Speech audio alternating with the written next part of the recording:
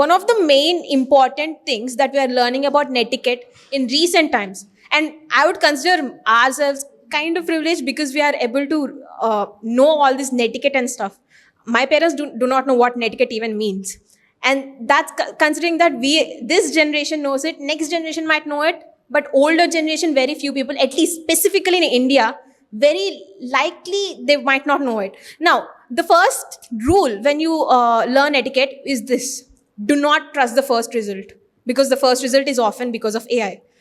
And the thing is, AI does not have the same. Uh, okay, as you said, what is the point of Googling then? And that's another thing, right? We can't trust Google either. Google is simply a search engine that provides us results. If you go on and search in Google, say, I have a headache, what are the possible reasons? Say, what if Google says that you have cancer? Are you going to believe it? Is it actually helpful? Google is not always helpful. AI is not always helpful. And AI can't always be trusted either. That's the main point. AI is not very trustable. And if we consider through the point of this argument and all that, if we go down to the bottom of it, yes, it can't be trusted. And if we have to continuously recheck and ensure that we got the right information or not, or always apply human intelligence, what is the point of AI? Now, that aside, another point I believe you've raised is the in education. Yeah, it should be part of the education. Yes, it should be part of the education, but so are a lot of things that should be part. Because of this way that the society is at presently, there are a lot of things that are supposed to be part of education but are not part of it. Because even far into the future, a lot of people cannot access the right type of educational facilities. It's one of the core issues in India, getting right types of education facilities. Also, skill stuff that you said that it's easy to learn in YouTube, but it's not really easy to learn in YouTube.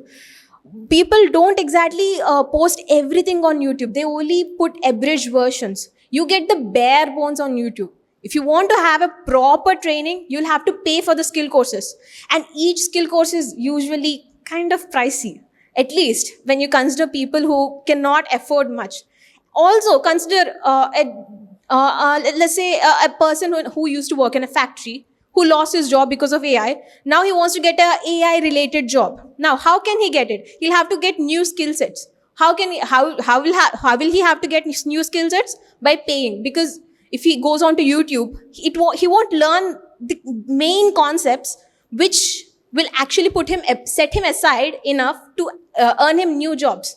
No, he'll have to go to a skill course and say, yes, I have this certificate. I have the certificate. Without showing a certificate, how will people trust me that I know Python or any other language? No, I'll have to show a certificate and say, see, I have this certificate, say from IIT Madras, that I can do this. I've learned machine learning, and I am a good person for you to hire. And for all this, he'll have to pay. And how can he pay? He'll have to again do other jobs. Say, this is a person who is comparatively poor.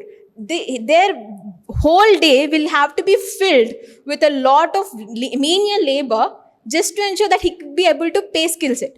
Now, because of this menial labor, will this person even have presence of mind to actually go and learn anything? So this is a cycle. So while people in comparatively well-off households or say middle class, they'll be fine. They might be able to like afford it using savings and all that. What of the poor? Will they be able to afford it? Will they be actually able to learn? Will AI in any possible way actually aid them when it comes to jobs rather than hurt them? Knowledge always not need certificate, and certificate will not teach always knowledge.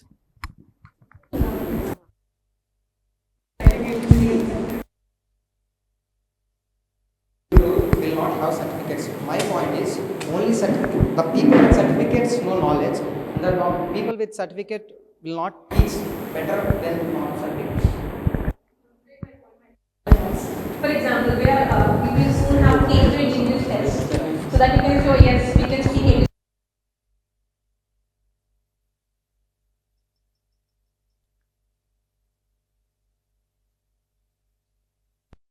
See, We are telling about majority and minority part. See, everyone in YouTube may not have certificates, but have good teaching skills which help to poor people.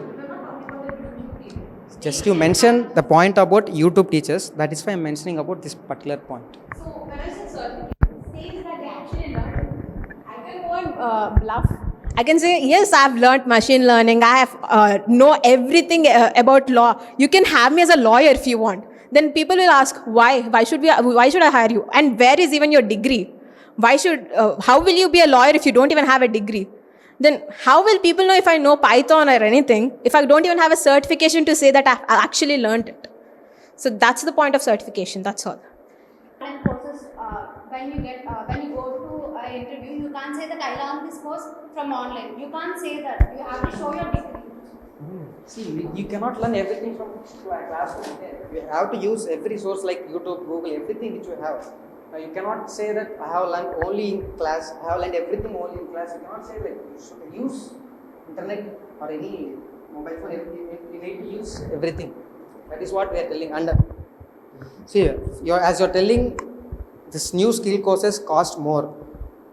Government will provide scheme. For example, India AI Mission. Government launched a scheme. Under this, government will definitely provide a skill sector council or some other courses in engineering colleges or else. There is one, as you know, there is one group, CSE AI, ECE AI. They will definitely include courses in engineering services.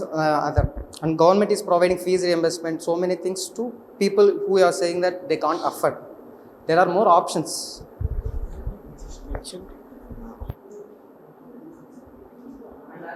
Also we mentioned this YouTube and AI are just one part of or one example of learning other ways. We didn't tell that you cannot learn in classroom, only you should learn in YouTube. We told that you can get knowledge through YouTube also.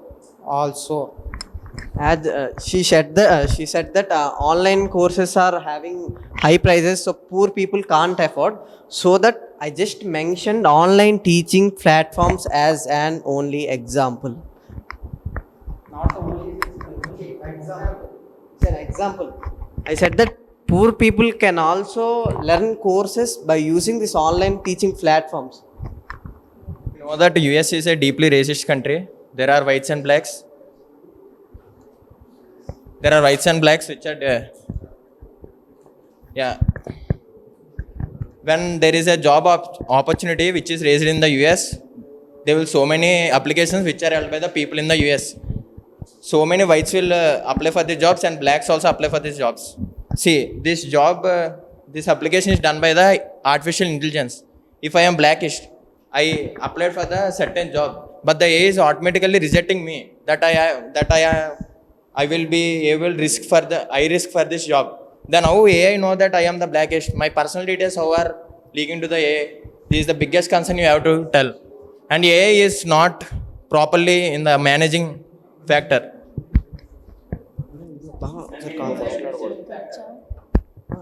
Mainly in the administration factor. Then how AI would know that I am the blackish and my personal details how AI can say that I am the blackish? And Can you define what is administration factor? there is a big concern in the Management Act.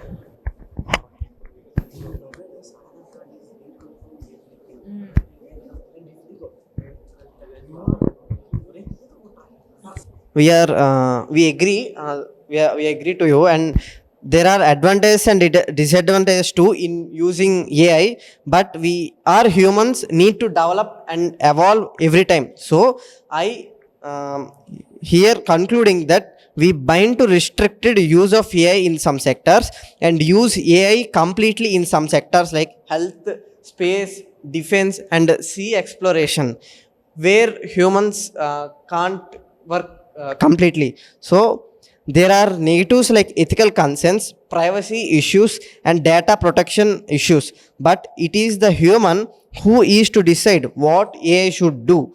I would request every person here to follow guidelines of AI so that it won't overcome humans in future. And AI is particularly designed for future uses. AI is not yet completely developed in present generation. Thank you. We have so far of considered many arguments while the opposition praised the importance of AI, and I have seen that we can tell the all agree that it needs to the regulations of positives and negatives. We have extensively discussed that ethics and ethical concerns of privacy concerns, data and algorithms, and many more for the further suggestions. That importance of the AI recognition. Thank you. I would like to conclude that so far we discussed both positive aspects and negative aspects. Like positive aspects include like AI can help many people to learn new skills. AI can do job replacement, and AI has many like benefits like we can use AI in space, all those. And there are many negative impacts of AI also, like AI includes data protection, data theft, job unemployment, all those. And there is a conclusion that AI should be regulated in few areas and should be used by people properly to maintain better development and better usage.